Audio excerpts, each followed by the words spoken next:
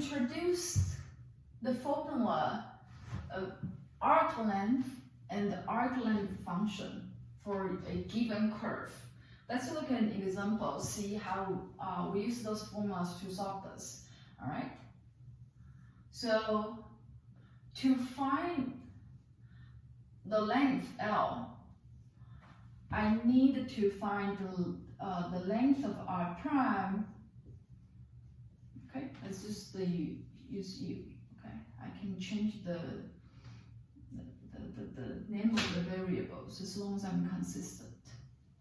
Okay, and I see that it's a helix defined on this closed interval. So t is only from 0 to 2 pi. So that gives me my arc length. Furthermore, if I want to find the arc length of any given segment from 0 to a time t, then I will integrate the length of R prime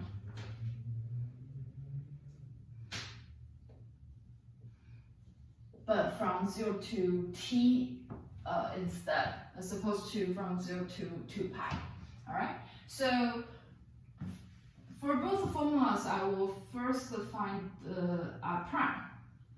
So look at the given function R. I know R prime is minus 1/3 sine t I plus 1/3 cosine tj and plus the constant.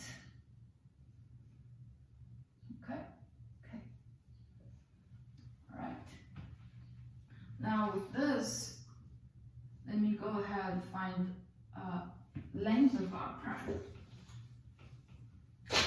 So the length of a vector is just the square root of the sum of each component squared. So this is 1/9 sine t squared plus 1/9 cosine, sine squared t and cosine squared t, and taking the square root of this, it's just 8/9. All right, so now over here we see that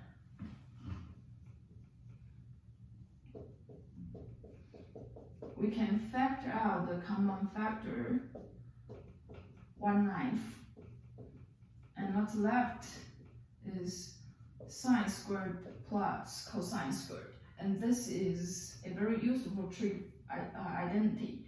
The sum of sine squared plus cosine squared is equal to 1, so this is 1/9 times 1. All right, so inside this square root I have 1/9 and then plus 8/9.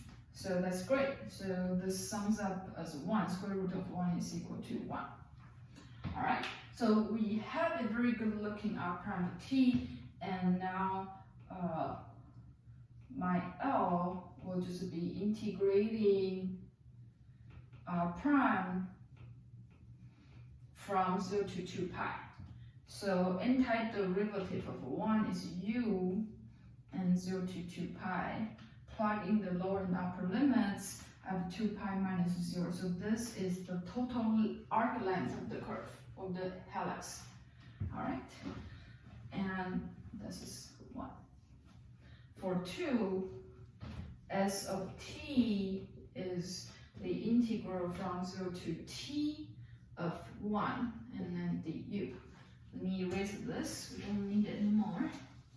So again, I'm integrating a constant with respect to u, so antiderivative of 1 is u, and I plug in the lower and upper limits. So I'm treating t as a fixed number, okay?